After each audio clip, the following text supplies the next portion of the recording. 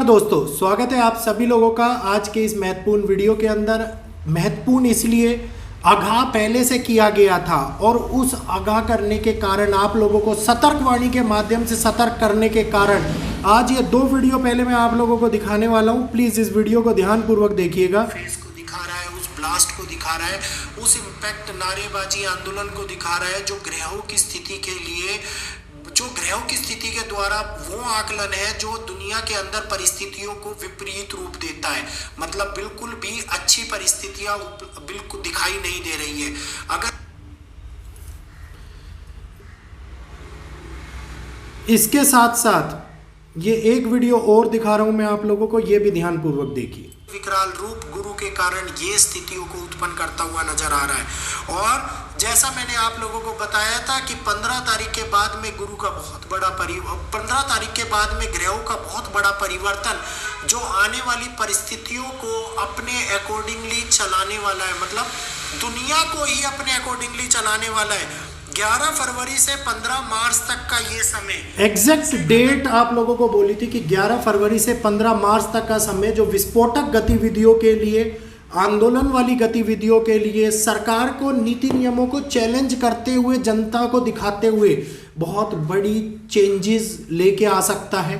कर्नाटका के खिलाफ बहुत सारे मेरे पास में कर्नाटक के रिलेटिवली कमेंट्स आए। आप लोगों ने पूछा साउथ के अंदर और कौन कौन सी डायरेक्शन है। मैंने 3 डायरेक्शंस आप लोगों को साउथ में बताई थी, बाकी पूर्वोत्तर दिशा की पूरी चर्चा करी थी।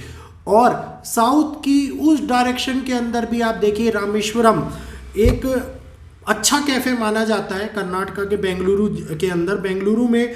और यहाँ पे कैफ़े के अंदर आईईडी ब्लास्ट करा गया। छोटे रूप का आईईडी ब्लास्ट था जिससे घायल तो 9 लोग हुए हैं जो बताया जा रहा है मीडिया के द्वारा। एक्चुअल रिपोर्ट मुझे नहीं पता क्या है। जो लोग कमेंट कर रहे हैं, बहुत सारे लोग जो बेंगलुरु से है वो भी कमेंट कर रहे हैं। तो कर्नाटका के पीएम ने खुद, सिद्धारमैया जी ने इस बात को पुष्टि करी कि आईईडी ब्लास्ट था। अब आप लोग इस बात को नहीं कहेंगे, अब ये बात आप बोल नहीं सकते कि ये तो नॉर्मल है, ये तो होता ही रहता है। दोस्त, आईईडी ब्लास्ट होते नहीं रहते, आईईडी ब्लास्ट करवाए जाते हैं। और ये उन टेररिज्म गतिविधियों को दिखाते हैं जो कि हमारे भारत को कष्ट पहुंचाने के लिए की जाती हैं। और इसके बारे में ग्रहों का वो आकलन करके मैंने चेतावनी आप लोगों को स्पष्ट रूप से दी थी। और मैंने कहा था कर्नाटका के ऊपर, ये शब्द सभी लोगों को याद होगा, प्लीज़ कमेंट करिएगा अगर याद है तो, कि कर्नाटका के ऊपर नज़र बनाए रखने की आवश्यकता है। साउथ के अंदर, कर्नाटका के अंदर गतिविधियाँ देखने को मिल सकती हैं। और ये गतिविधियों में मंगल की असली प्रभाव शुरू होने से पहले के क्रियाकलाप है। ये समय दुनिया के लिए बिल्कुल भी अच्छा नहीं है। भारत के उन राज्यों की अगर मैं बात करता हूँ, फिर से एक बार रिपीट कर देता हूँ आप लोगों के सामने, मणिपुर, बांग्लादेश के आसपास के, मतलब जो भारत के सीमावर्ती लगे हुए क्षेत्र हैं, वो कभी आप कहें कि वो राज्य नहीं है, फिर से इस बात के ऊपर मुद्दा उठाएं। तो दोस्तों, इसके बाद में बंगाल, साथ के साथ हरियाणा, पंजाब, दिल्ली और उत्तराखंड के कुछ भाग, साथ के साथ कर्नाटक, केरला और तमिलनाडु के कुछ क्षेत्र, इनमें आप लोगों को बहुत बड़ा परिवर्तन देखने को मिलेगा। यहीं से ही भारत में इन्हीं राज्यों से ग्रह संकट उत्पन्न हो रहे हैं। ग्रह संकट का मतलब है 9 ग्रहों का जो संकट है वो इन्हीं राज्यों से उत्पन्न हो रहा है, इन्हीं दिशाओं से उत्पन्न होता हुआ दिखा रहा है। समुद्री सीमा से लगे हुए उत्तर के क्षेत्र ये दिखा रहे हैं कि साउथ के क्षेत्र, ये दिखा रहे हैं कि बहुत बड़ा विवाद इन्हीं क्षेत्रों से उत्पन्न हो सकता है। अगर मैं बात करता हूं, क्योंकि मंगल असली प्रभाव अभी इस समय पे दिखाना बाकी है, जो आने वाले टाइम में मंगल अपना पहला पड़ाव, जैसे ही अंगारक योग की उत्पत्ति होगी 10 अप्रैल से, वो अपने अंगारक योग का प्रभाव दिखाएंगे। अभी ग्रहण योग की उत्पत्ति हो रही है और ग्रहण योग के कारण 1 मार्च से ऐसी न्यूज़ हम लोगों को सुनने को मिल गई है।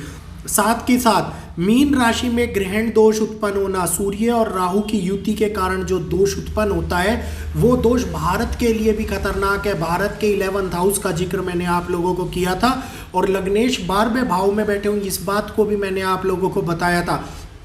तो 11th हाउस सबसे क्रिटिकल हाउस भारत के लिए निकल के आ रहा है, जिसमें अंगारक दोष भी यहीं उत्पन्न होगा, ग्रहण दोष भी होली से पहले यहीं उत्पन्न हो रहा है, और पूर्वोत्तर दिशा की सीमाओं के अंदर भी विवाद यहीं से ही उत्पन्न हो रहा है। अब जो ग्रहण के बारे में हम लोगों ने आज से एक हफ्ते पहले एक वीडियो में चर्चा करी थी, और आपने कहा था कि चंद्र ग्रहण जो अब आने वाला है उसका असर भारत के ऊपर नहीं पड़ेगा। जी हाँ, चंद्र ग्रहण का असर भारत के ऊपर नहीं पड़ेगा।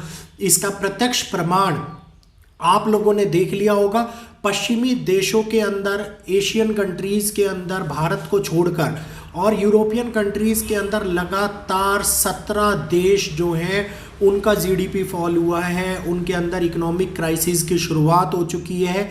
कई देशों ने इसकी घोषणा नॉर्मली कर दी गई है कि हाँ अब ऐसा हो गया, और यही कारण था मैंने आप लोगों को बोला था कि जो लोग भारत को वापस लौट सकते हैं, भारत लौट के अपने आप को स्टेबल कर ले, क्योंकि भारत देखिए 8.4 की जीडीपी को दिखाया, न्यूज़ के अंदर चल रहा था, मैंने भी देखा इस बात को, और 8.4 किसी ने कल्पना भी नहीं करी थी कि इस समय में भारत इतने बड़े आयाम पर पहुंच जाएगा, जिस समय में वर्ल्ड इकोनॉमिक क्राइसिस से जूझ रहा है। तो ये कोई झूठा आंकड़ा नहीं है। इन आंकड़ों को निकालने के लिए बहुत सारे पैमाने इस्तेमाल करे जाते हैं, बहुत सारी चीज़ें देखी जाती हैं, क्षेत्र देखे जाते हैं, फाइनेंशियली क्षेत्र जिसको कहते हैं वो देखे जाते हैं, और इसके बाद में ये आंकड़ा निकल के आता है। तो अब बेंगलुरु के मशहूर रामेश्वरम कैप्रो में हुआ ये हादसा इस बात को दिखा रहा है कि विस्फोटक गतिविधियां जन्म ले चुकी हैं। इससे पहले दूसरी पटाखा फैक्ट्री के अंदर हुआ हादसा इस बात को दिखा रहा है कि ये आम बात नहीं है।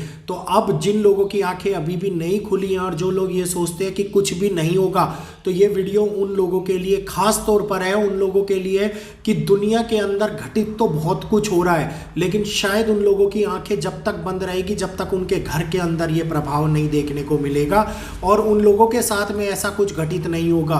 तो उन लोगों को मैं पहले से सतर्क कर रहा हूं कि कृपया मति भ्रम के इस कालग्रस्त से क्षेत्र से निकलें और जागे, देखें कि आसपास में क्या क्या हो रहा है और कैसे ग्रह अपनी चाल चल रहे हैं। दुनिया एक बड़े परिवर्तन से जूझ रही है, और इस परिवर्तन को आप और हम लोग अपना भी रहे हैं, लेकिन जो लोग नहीं अपना पा रहे उनके लिए अब सतर्क होने की आवश्यकता है, क्योंकि अब शनि जब वापस उदय होंगे तो जो ये पाप हुआ है, जो ये कठिन समय निकला है, जो लोगों ने इस शनि के अस्त के समय में दिल खोल के लोगों की बुराइयां करी हैं, लोगों के उत्पीड़न किया है, लोगों को बुरा भला बोला है, लोगों को ये कहिए कि कठिनाइयां पहुंचाई हैं, वो इस समय के अंदर दोबारे से दंड के भागीदार बनने वाले, और शनिदेव इस टाइम क्रोधी अवस्था में उनको दंड देने का कार्य जरूर करेंगे। तो समय मंगल का, शनि का, राहु का, ऐसे 5 ग्रह हैं जो इस टाइम के ऊपर सारे खेल खेल रहे हैं, और ये 5 ग्रह बहुत महत्वपूर्ण स्थिति